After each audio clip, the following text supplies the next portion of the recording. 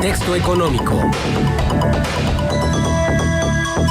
Nosotros está Daniel González, economista. En este contexto económico, Daniel, bienvenido, buenos días, gracias por estar. ¿Qué tal, Marcela? Buenos días, licenciado Juan, y a los radioescuchas de Contextos. Pues sí, como ya lo comentaban al principio, mañana por ley, el 8 de septiembre, se tiene que entregar el paquete económico, el presupuesto a la Cámara de Diputados, y bueno, ¿qué nos espera? ¿Qué podemos observar que se puede presentar para el 2018 en función de este paquete? Bueno, lo adelantaba el secretario de Hacienda, José Antonio Meade Curibreña, que buscaba dar certidumbre a los agentes económicos, ¿no? Básicamente vamos a ver seguramente otro recorte, también lo anunciaron, por un monto de 43,800 millones de pesos. Muy por debajo del de los 175,000 millones de pesos que se presentó en el 2015, o el del 297,300 millones en el 2016. Estamos viendo que el recorte ya es un poquito menor a lo que se habían presentado los años anteriores, pero también debemos recordar que el recorte se dio en 2014 y hubo uno también en el año 2013. Ahora, después del tema que veíamos de la gran estafa, pues bueno, los recortes se están aplicando, pero ¿en dónde se están yendo esos recortes y quién se está saliendo beneficiado de esta certidumbre en las variables económicas, ¿no? Sabemos que ese es otro tema, sin embargo no podemos dejarlo de lado, ¿no? Creo que es por un monto de los 8,000 millones de pesos estas desviaciones que se presentan.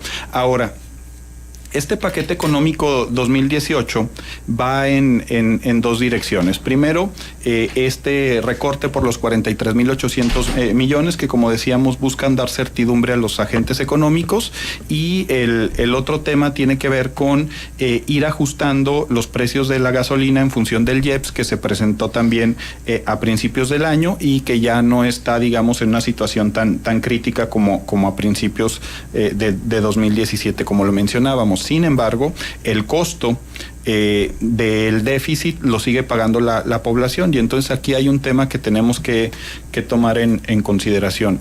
Te aumentan los impuestos para poder equilibrar el gasto de gobierno, y nos enteramos que el gasto de gobierno se emplea de mala manera, y entonces no va a infraestructura, no va a desarrollo social, por lo que a la ciudadanía le cuesta doble este tipo de elaboración de presupuestos, de acuerdo a la información que estamos teniendo.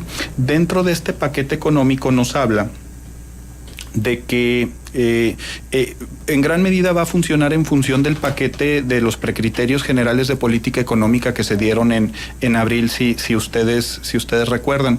En este paquete de perspectivas económicas 2018 que se presentó en abril, las condiciones económicas eran diferentes. De hecho, las condiciones en el mundo son muy distintas. En enero del 2017 se pensaba que el mundo iba a crecer a un 3.4%, Marcela. Hoy se piensa que puede alcanzar un 3.6% de crecimiento, y la otra buena noticia es que a Estados Unidos se le visualizaba con un crecimiento de 2.2%, cuando ahora va a rebasar seguramente el 2.5%, y ya tiene trimestres con crecimientos por encima del 3%, que son muy buenas noticias para la economía mexicana.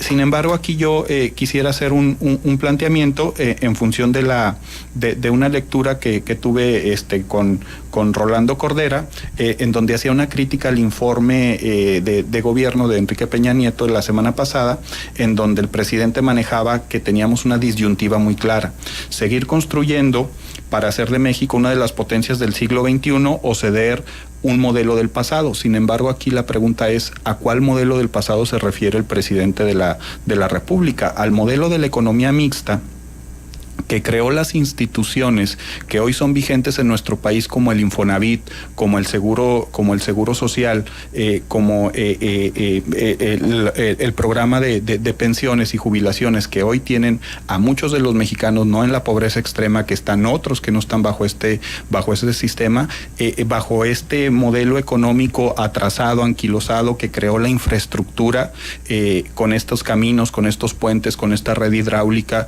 con estas presas, empresas, con estos caminos que son vigentes todavía hoy en día y que tuvo un periodo de crisis de 10 años con la crisis de finales de los 70s y principios de los 80s, específicamente el 81 y el 82, o el presidente de la República se refiere al modelo neoliberal que tuvo la crisis del 87 cuando ya habíamos firmado el Acuerdo General sobre Aranceles y Comercio, lo que hoy es la Organización Mundial de Comercio, que generó la crisis del 94, que generó la recesión económica del 2000 y que generó la crisis económica del 2009. Entonces, aquí el planteamiento es muy sencillo. ¿A cuál modelo de pasado se está refiriendo la Presidencia de la República? Y ya a la salud de un análisis de 30 años para cada uno de los modelos, ¿cuál ha sido mejor y cuál ha sido peor, ¿no? Mientras nos dan la idea que el modelo de economía mixta no sirve y nos va a llevar a una Venezuela, ese sistema es el que nos permite seguir teniendo cierta estabilidad, por lo menos hasta este momento, de acuerdo a Rolando Cordera. Y el tema del modelo neoliberal que nos ha generado los problemas de pobreza, que de acuerdo a Oxfam van a pasar 100 años para que podamos revertir esta situación. Bueno, es importante que nos hagamos este planteamiento, ¿no? Bueno, pero es que mira, el problema está en que se mezcla el tema económico con el tema político. Y entonces ahí es donde empieza a compartirse y a difundirse una serie de ideas de los peligros de esa economía mixta y de los peligros de modelos de economía que están siguiendo países como Venezuela.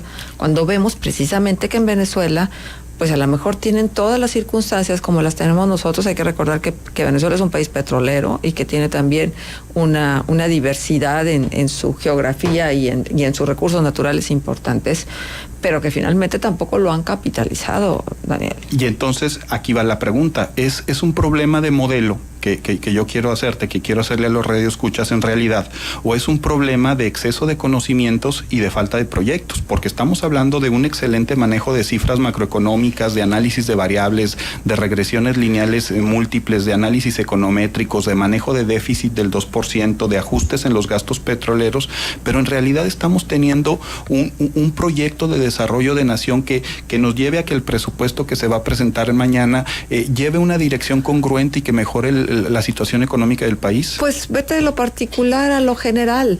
O sea, vamos revisando en cada municipio, luego en cada estado, y luego entonces vamos a llegar a la conclusión de que no lo tenemos, Daniel. O sea, no existe un proyecto de nación como tal, no. Y entonces ese es el otro, eso te lleva al siguiente punto. Entonces, ¿para qué necesitamos estos elementos de ajuste de cinturón en donde la población es quien lo resiente, en donde no estamos teniendo mejores sistemas de salud o mejor educación porque no lo estamos teniendo, o mejor infraestructura, y nos topamos con estos temas de la gran estafa en donde resulta que los excedentes financieros y de proyecto están en función de intereses personales? Aquí tenemos que hacer, me parece, en función de esto que ha salido esta semana, un alto en el camino como sociedad y entender si las variables económicas son suficientes y para qué, o si en verdad necesitamos hacer un verdadero proyecto de nación con todo lo que implique. Es que vale la pena que una vez más utilicemos la figura del socavón. Sí, tenemos un socavón, tenemos un hoyo negro que está chupando toda la energía, los recursos, y ese socavón está alimentado con el fuego de la corrupción. Ay, otra vez a lo mejor me oí muy cursi, pero así es. Es que esa es la realidad. Y si tú le agregas estos 800,000, 600,000, 620,000 mexicanos que están en riesgo, los famosos Dreamers, por 800,000, de los cuales nos hablaban de que el 80 y tantos por ciento, 620,000 mexicanos están en esta situación, que regrese esa cantidad de población al país y tengas que darles servicios, tengas que darles educación. Ese es un problema. No hay con qué, y lo único que vamos a estar haciendo es generando personas frustradas. Y entonces tenemos enojadas. El otro punto, que son factores externos que están incidiendo en las decisiones de política económica en nuestro país, que parece que no las estamos considerando tampoco para la elaboración de un presupuesto. Y además el otro tema, no sé si tú recordarás en el 2014 que se planteaba el presupuesto base cero, que quedó exclusivamente en un discurso y no se volvió a tocar el tema. Me gustaría hacer la referencia de que Este presupuesto, si bien es cierto, no trae los recortes que en otros años y que parece que no trae una dirección bien concreta, salvo el tema de no vamos a aumentar los impuestos por el tema electoral que viene en el presente año, es simplemente para pasar del 2007 al 2018 y que alguien más se encargue en el futuro del proyecto de nación. Ahora déjame preguntarte algo. ¿Qué tan eficientes han sido los presupuestos programáticos? Esos modelos fueron de la década de los 80s y de la década de los 90s. Estamos hablando de no tener retrocesos, de no mirar hacia atrás, cuando ese es un concepto muy viejo y que no funcionó en su momento para la economía mexicana. Pero es el modelo que están siguiendo y entonces se ufanan y dicen sobre los presupuestos programáticos y se les llena la boca. Y entonces es muy fácil pues confundir a la opinión pública, ¿no? Como lo decía Rolando Cordera, ¿no? ¿A qué modelo se refiere, señor presidente, de retroceso, verdad? Exactamente. Luego, sí, se hacen los presupuestos, y hace un momento decía Juan, y nos dicen, es una presunción, un presupuesto es una presunción que no necesariamente obedece a realidades. ¿Cómo confiar en los presupuestos entonces? Porque además hay sobreejercicios, hay subejercicios y demás.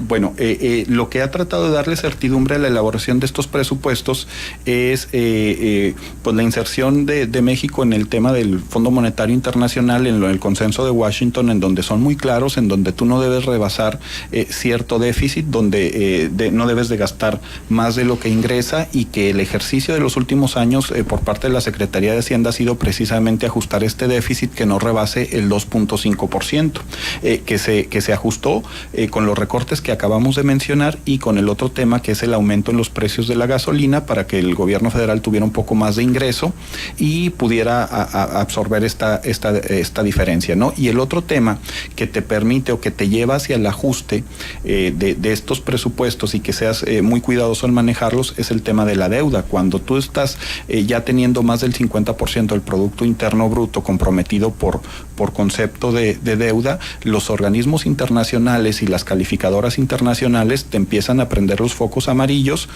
para que tú ajustes estos presupuestos y seas un país sujeto de crédito, que seas un país confiable para que lleguen las inversiones. Entonces, de alguna manera, son este tipo de lineamientos netamente financieros y numéricos los que definen el rumbo de un país, y que, reitero, ya después de 30 años tendríamos que pensar en otro tipo de elementos como es la pobreza, la marginación, la discriminación, el rezago social, el futuro de los ancianos, las oportunidades de empleo para nuestros jóvenes, que definan el rumbo económico que se va a construir a partir del año pasado, porque todo el mundo estamos hablando de las elecciones, Marcela. ¿Del año pasado? Del año entrante. Del año entrante, discúlpame. Todo el mundo estamos hablando del proceso electoral, pero no estamos hablando de qué rumbo queremos que lleve este país en materia económica. Es que ese rumbo lo deciden los que llegan al poder.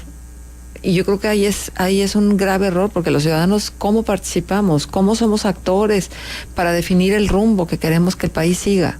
Hay temas como que son más novedosos, por ejemplo, que estos presupuestos programáticos, que son los presupuestos participativos, en donde los gobiernos municipales, estatales y en este caso federal, tienen la obligación de compartir con la ciudadanía cuáles son los proyectos de más interés para su comunidad, para su región, y que son temas que se han explorado por lo menos muy poco aquí en la región. Yo preguntaría, independientemente de quién asuma, tenemos ya un gobernador electo, pero independientemente, y que sabemos que el proceso todavía está judicializado, pero y que ya se nos olvidó, se me hace que ya se nos olvidó que ya pasó a segundo, tercero y cuarto plano, y entonces tal pareciera que está todo listo para que quien es gobernador electo tome posesión. Digo, así como están las cosas, igual hay cambios y hay variaciones en esto, pero tal pareciera que así fue y así es. Bueno, a lo que voy es, nosotros como ciudadanos podemos definir un tema, fíjate, no 2 ni 3, un tema que queramos que lo trabaje de una manera prioritaria el siguiente gobernador. Me parece que sí, y está en función de la capacidad que tú tengas para organizarte con gente que tenga los mismos intereses que tú como sociedad. Pues ustedes lo han hecho en Renacer, pero ustedes han hecho todas estas mesas de trabajo que han costado tiempo, dedicación, esfuerzo, y han tenido resultados, están plasmados en un libro. Lo conocerán quienes van a a definir los presupuestos y quienes van a definir las acciones de gobierno? Esperemos que sí, Marcela, porque el trabajo de Renacer fue recopilar los intereses, las ideas de montones de asociaciones civiles y de formas distintas de pensar y de ver qué es lo mejor para la comarca lagunera, y que es parte de un trabajo que se les está ahorrando a las autoridades para definir un rumbo que es muy importante, ¿no? Me parece, y no solo las variables económicas, que sería mi conclusión de este tema. Pues muchísimas gracias, Daniel, por estar con nosotros y por traernos esta información de primer nivel en el contexto económico. Muchas gracias. Daniel González.